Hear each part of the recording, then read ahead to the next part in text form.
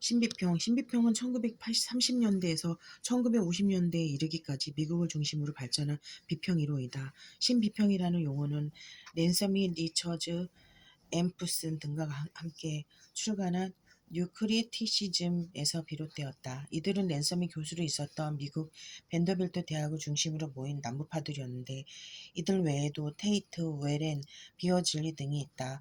뉴크리티시즘의 형성에 가장 큰 영향을 끼친 비평가는 엘리어트이다. 엘리어트에 의하면 문학 정통 혹은 문학사는 결정적이거나 변경할 수 없는 것이 아니라 새로운 작품의 출현에 따라 끊임없이 갱신되는 것이고 예술가의 체험은 결국 작품 속에 응축되어 있으므로 독자가 주목해야 하는 것은 작품을 만든 작가가 아니라 작품 그 자체여야 하며 예술가의 정서와 개성은 문학작품 속에서 형상화됨으로써 의미를 갖게 된다.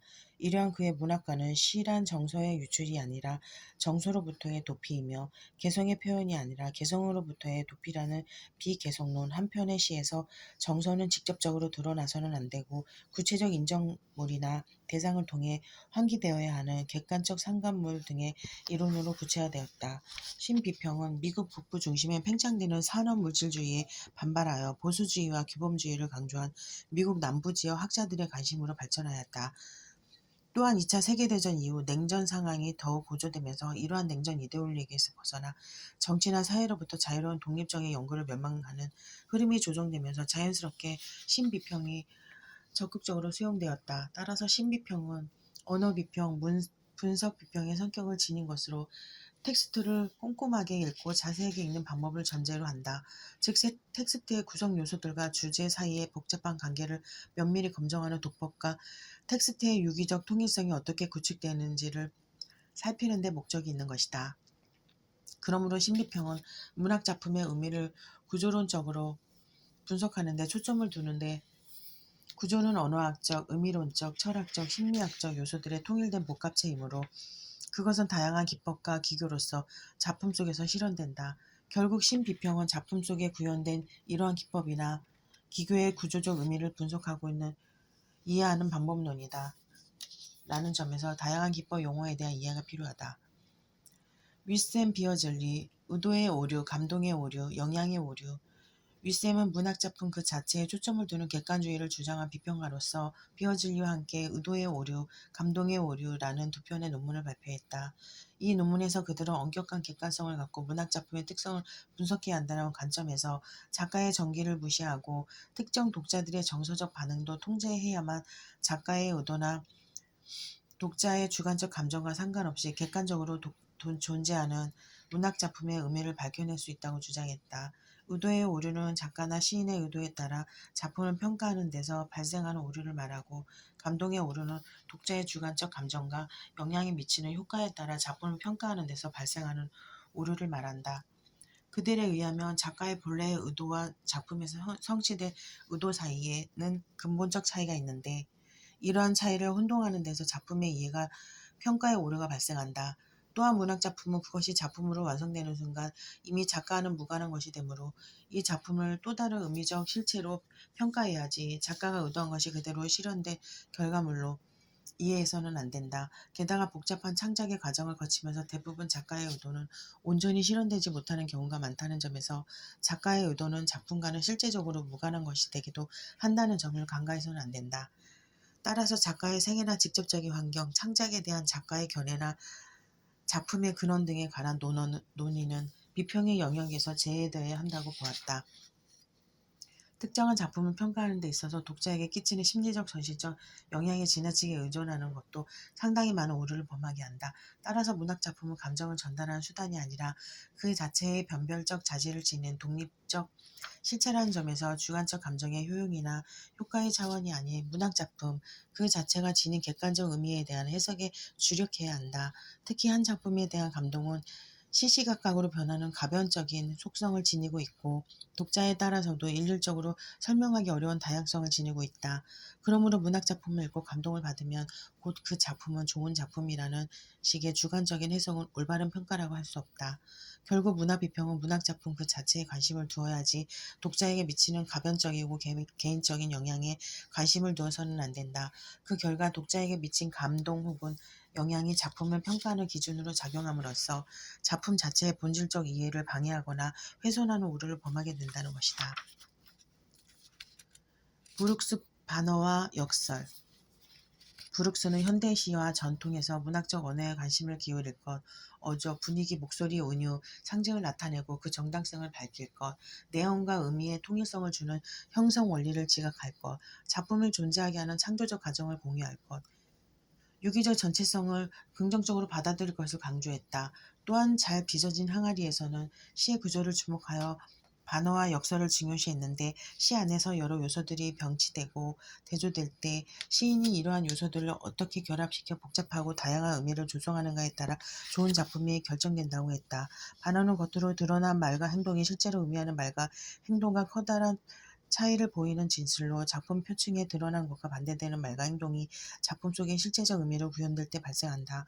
즉 표층에 드러난 외연적 의미와 심층에 숨겨져 있는 내포적 의미 사이의 모순과 대립을 통해 그것의 진정한 본질적 의미를 발견하게 하는 것이 반어적 특성이다. 그리고 역설은 겉으로 어긋나는 모순, 형용적 진술이 그 속에 어떤 진리를 내포하고 있는 것이다. 반어와 달리 이미 말 자체의 모순을 드러내고 있는 것으로 님은 같지만은 나는 남을 보내지 아니하였습니다. 한용운 님의 침묵, 찬란한 슬픔의 봄, 김영랑, 모란이 피기까지는 이 그 예이다.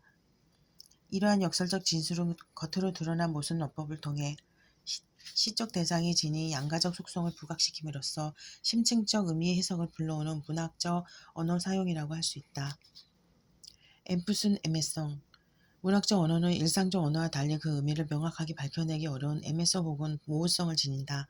이러한 애매성은 어떤 문장이 여러 가지 의미가 중첩되어 복합적인 의미를 가진다는 것을 의미하므로 문장 자체가 난해하여 해독하기 어렵다는 표정적인 해석 불가능성을 의미하는 것은 아니다.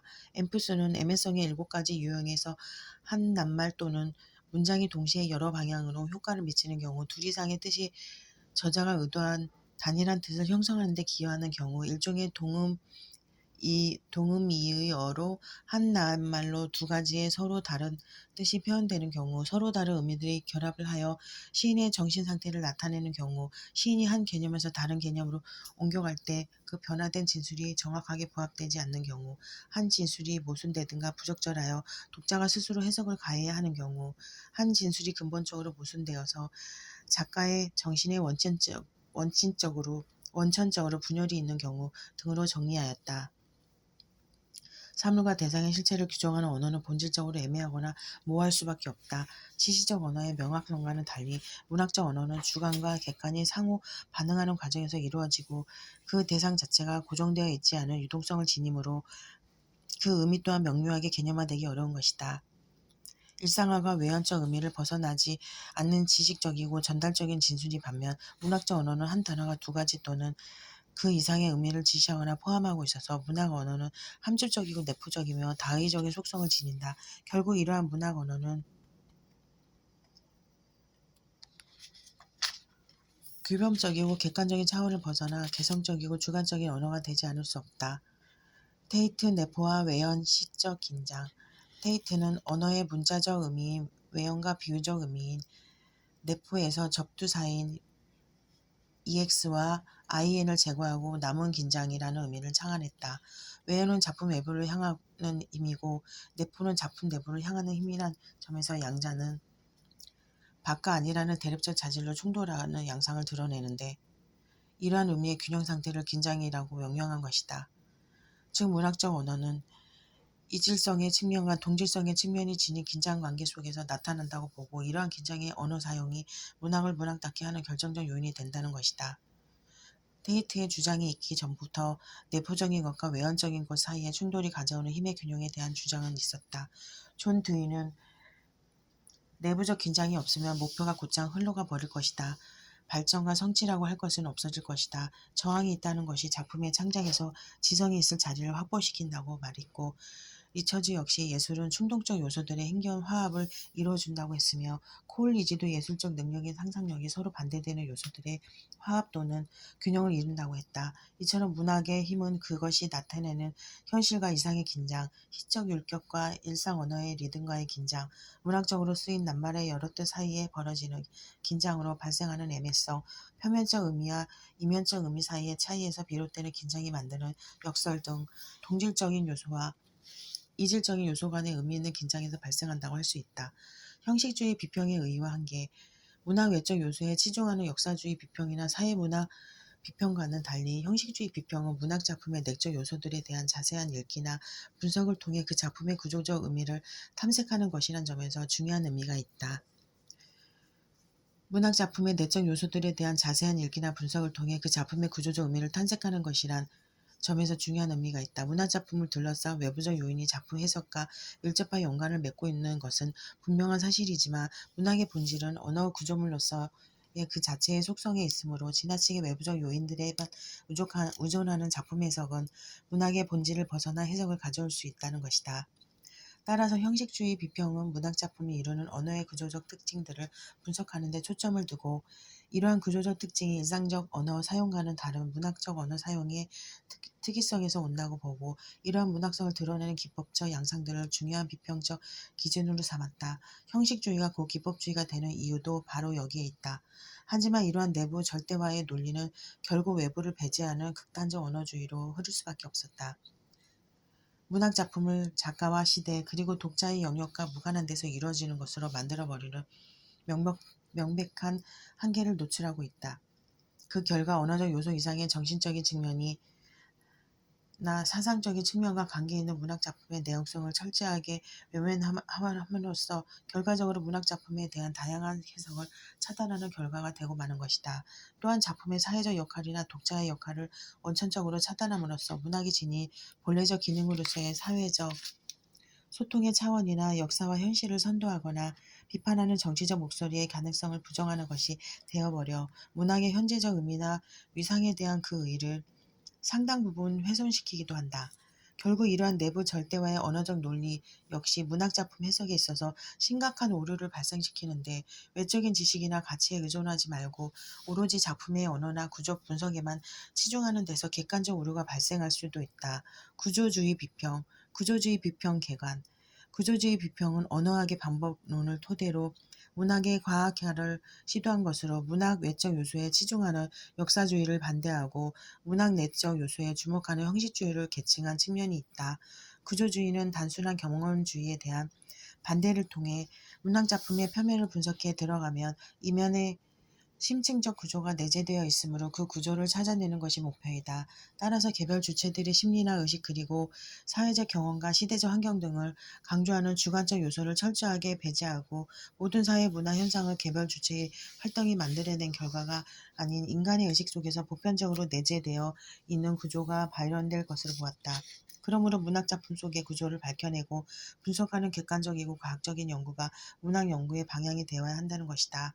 구조주의 비평은 일반 언어학 강의에서 소시르가 제시한 언어학 이론의 기본적인 바탕을 두고 있다. 소시르는 이 책에서 세 가지 언어적 원칙을 제시했는데 첫째는 언어는 경험적인 실체로서가 아니라 언어적 체계 내에서의 위상을 정함으로써 분석될 수 있다는 것. 둘째는 언어는 랑그와 빠롤로 구분되는데 개개의 언어로서 우리가 구사하는 구체적인 발화로서의 빠롤이 아닌 언어 체계 속에서 파악된 구조적 언어로서의 추상적 문법, 언어 규칙인 랑그를 연구하는 것을 언어학의 목표로 삼는다는 것이며 마지막으로 언어는 기표와 기의로 이루어진 자의적 관계라는 점에서 모든 의미는 선언적으로 결정된 것이 아니라 전후 문맥이라는 담화의 구조 속에서 정해진다는 것이다. 이처럼 소시르는 언어적 기호가 결합되어 의미를 생성하는 법칙을 찾아내어 그것이 언어 전체에 적용되는지를 살펴봄으로써 모든 언어 현상의 보편적 법칙으로서의 체계와 문법을 찾아내려고 했다. 이러한 보편적인 문법, 즉 랑그의 체계가 바로 구조라고 할 수 있다. 그렇다면 이러한 구조주의는 문학 내적 연구로서 언어의 기법에 주목하는 형식주의와 어떤 점에서 차이가 있는지를 생각해 볼 필요가 있다.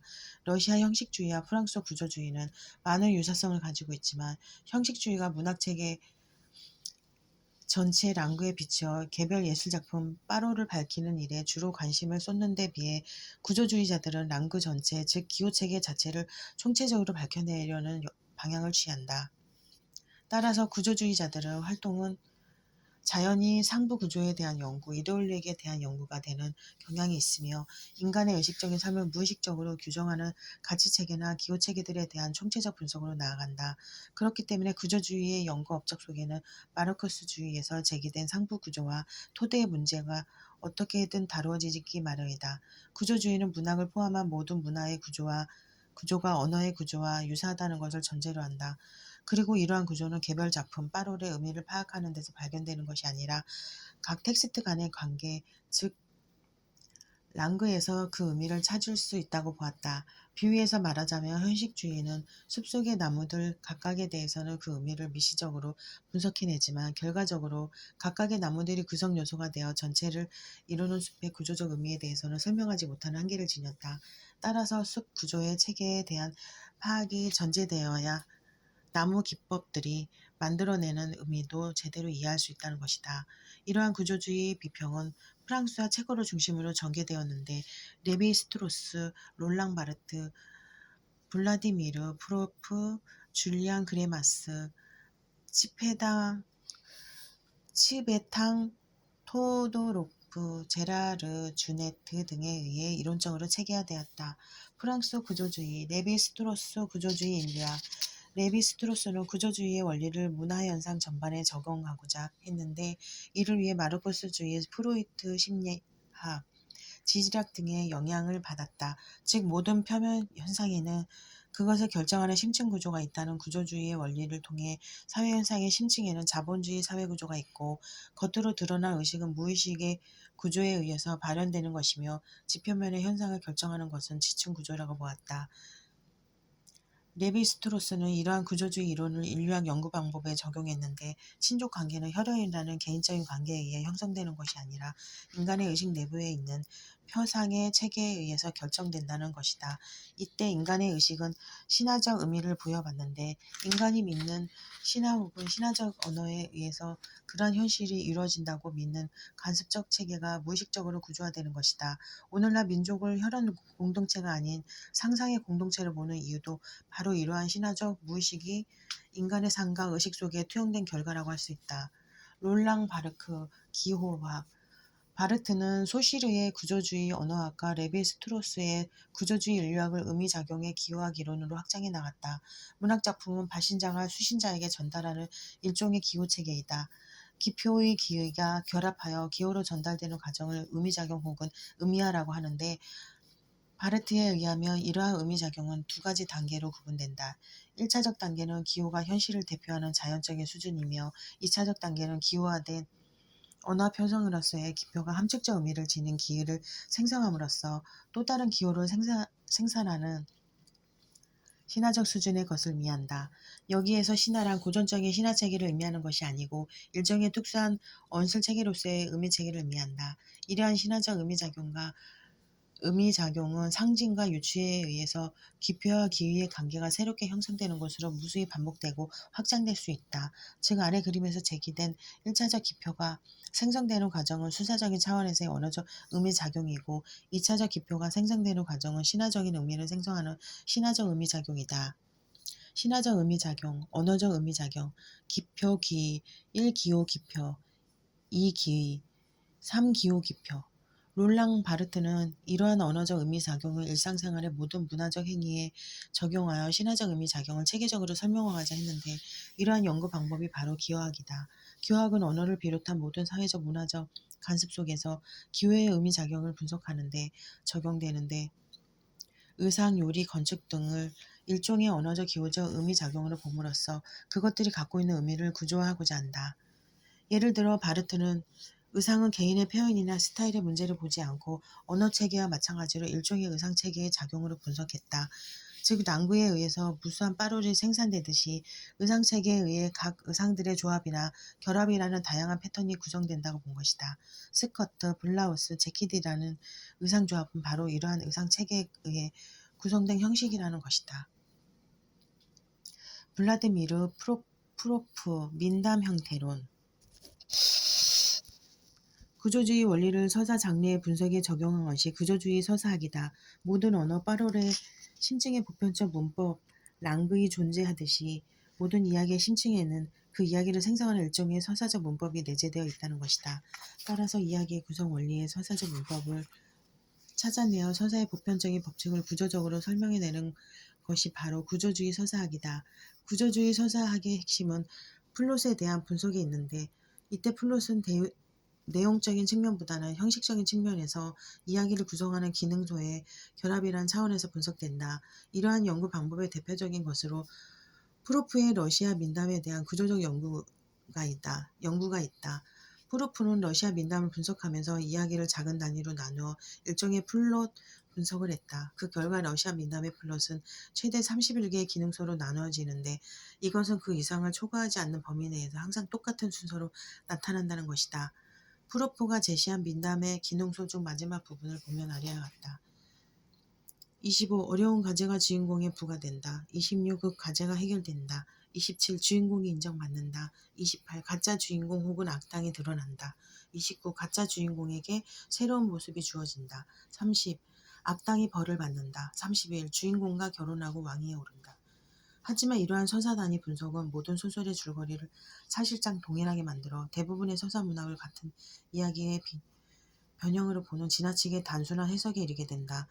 모든 이야기에는 이러한 구조적 단위 외에도 다양한 요소들이 복합적으로 작용하므로 31개 기능소로 단순화시켜 정리하기는 사실상 불가능하기 때문이다.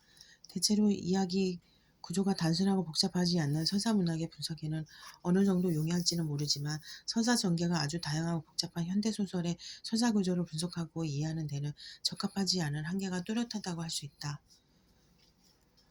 토도로프 명제와 연세. 토도로프는 이야기의 기본 단위를 명제와 연세라 나누어 서사 문학을 분석하였다. 명제는 더 이상 줄일 수 없는 행동 단위인데 등장인물 명사의 속성 형용사이나 행동 동사가 결합된 형태로 규정했다. 예를 들어 x나 y를 사랑한다라든지 x는 y의 친구이다와 같은 행동 단위가 그것이다. 그리고 연세는 이러한 명제들을 연관된 것을 중심으로 묶어 배열한 것을 말한다. 따라서 한편의 이야기는 이러한 명제들의 연세로 이루어지는 구조를 지닌다고 보았다. 토도로프에 의하면 명제를 이루는 모든 속성은 세 가지의 형용사적 범주, 즉 상태, 내적 특성, 외적 조건 가운데 어느 것으로 환원될 수 있고 모든 행동은 상황을 변경한다. 규칙을 위반한다. 벌하다가 가운데 어느 한 가지 환원될 수 있다. 그 결과 이야기의 연세는 주로 등장인물의 성격 표시에 관한 이야기의 속성적인 법과 법의 위반자 그리고 위법자의 처벌과 관계되는 응보적인 것 중에 하나로 분류된다. 이처럼 토도로프는 언어를 이해하기 위해서는 문법을 알아야 하듯이 서사적 이야기를 알기 위해서는 서사 문법을 이해해야 한다고 보았다. 이야기를 문법적으로 설명함으로써 객관적이고 과학적인 연구를 성취하는 것을 구조주의 서사학의 목표로 삼은 것이다. 다만 프로프와 마찬가지로 비교적 이야기의 구조가 단순한 것을 대상으로 했기 때문에 이러한 유형화가 가능하지만 현대소설의 복잡하고 다양한 구조를 특정한 유형과 서사 문법으로 분류한다는 것은 사실상 불가능한 측면이 많다. 또한 이러한 서사 문법의 도식화는 서사의 전개적인 구조를 파악하는 데는 일정 부분 용이하겠지만 개별적인 이야기의 특성을 전혀 고려하지 않는다는 점에서 구조주의의 한계를 여실히 드러낸다고 하겠다. 작품에 대한 올바른 해석이 전제되지 않는 상태에서 객관적인 이야기의 문법은 구조화될 수 없는 것이다. 그레마스, 기호학적 사각형. 그레마스는 통사론의 측면에서 서사 문법을 찾고자 했던 토도로프와는 달리 의미론적 차원에서 구조주의 서사학을 전개했다.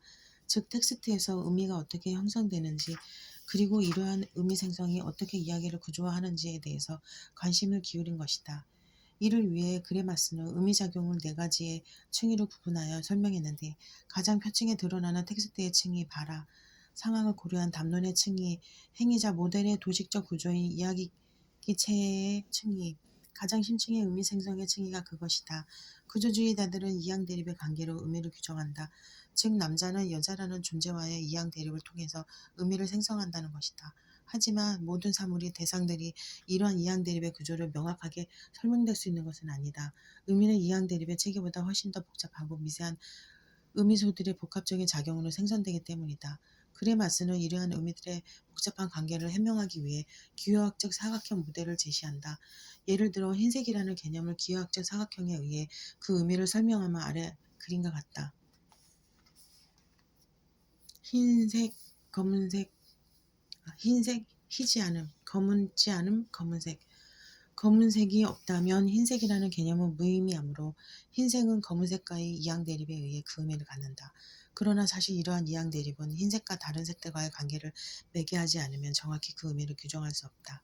즉, 흰색은 검은색과 반대되는 점에서 흰색이지만 그 이전의 검은색을 포함하여 다른 여러 색들과 구분되는 검지 않음이라는 점을 고려하지 않으면 안 된다. 다시 말해 흰색은 검은색과 정반대되는 동시에 검지 않은 다른 색들과 구별된다는 점에서 흰색이 되는 것이다. 이러한 의미작용은 검은색의 경우도 동일하게 작용한다고 할 수 있다. 이처럼 흰색은 고정된 의미의 항목으로 존재하는 것이 아니라 여러 의미소들로 구성된 체계 내에서 다른 의미소들과의 역동적 관계를 통해 그 의미를 생성하게 된다. 체코 구조주의 야콥스, 시적 기능, 운유와 환유. 체코 구조주의는 러시아 형식주의의 성과를 계승하여 발전시켰는데 낯설게 하기를 발전시킨 정경화의 개념을 토대로 언어 자체의 주의력을 환기시키는 시적 기능을 주목했다. 즉 언어에는 여러 가지 기능이 있는데 야콥스는 의사소통의 6가지 요소에 따라 어느 것에 중점을 두느냐에 따라 6가지 언어의 기능이 나타난다고 설명했다. 발신자 감정적, 맥락, 메시지, 접촉, 코드, 맥락, 상황 지시적, 메시지, 시적, 접촉 친교적, 코드 메타언어적, 수신자 능동적. 육사지 언어적 기능은 의사소통을 이루기 위해서는 모두 필요한 요소지만 특정한 상황에서 특정한 기능이 강조되어 중심적으로 사용되기도 한다. 시적 기능은 메시지 언어 자체에 주의력이 집중되는 것으로 낯설게 하기나 정경화는 이러한 기능을 극대화한 사용이다.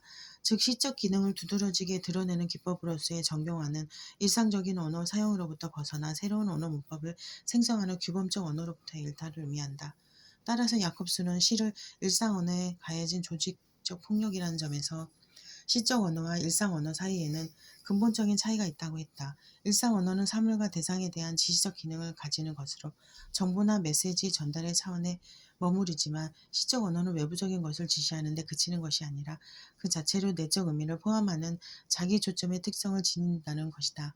이러한 일상적 언어와의 변별적 자질이 바로 문학성인데 문학 연구의 대상은 이와 같은 문학성, 즉 어떤 것을 문학적인 것으로 만드는 특성을 해명하는 것을 의미한다. 야콥스는 시란 무엇인가에서 문학성과 대응되는 시성, 즉 시적 기능을 언급한다. 여기에서 시적 기능이란 지시적 기능으로서가 아니라 그 자체가 지각되는 대상으로서의 언어적 특성을 지닌 것이다.